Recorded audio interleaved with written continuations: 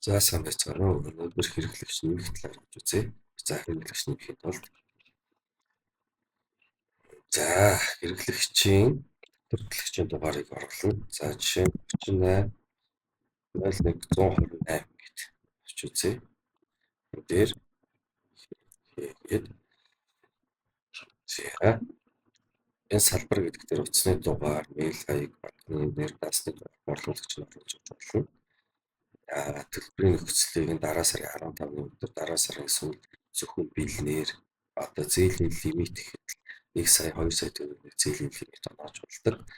Зээлийн сэтгүүл сайн төгрөгээд салбар нь энэ чинь за гадаад агуулгаас бараг өгч байгаа, дотоод агуулгаас бараг өгч байгаа сонгоод шинэ хэрэглэгч нэмлээ.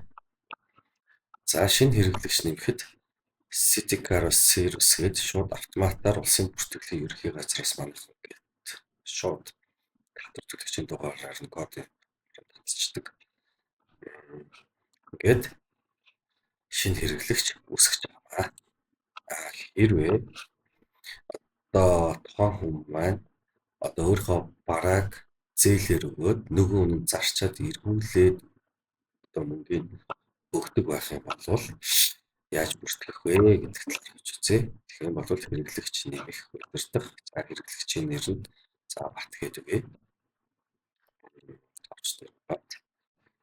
За татвар төлөгчийн дугаар гэдгийг дээр нь тухайн хүний өөрийнх нь регистрийн дугаарыг оруулах. Төрсний регистрийн дугаарыг оруулаад тэгээд энэ утасны дугаар, мэйл хаяг энэ оруулаад зээлийн төвийн сайн төвтэйгээд дараа сарын 15-ны дотор дараа сарын сүүлдэхэд эсвэл 10-ны дотор алийг нь сонгоод тэгээд шинэ хэрэглэгч нэмэх гэж оруулаад өгч болно. Тэгээд шинэ хэрэглэгч нэмэхийг даруул шинэ хэрэглэгч нэмэгдэнэ.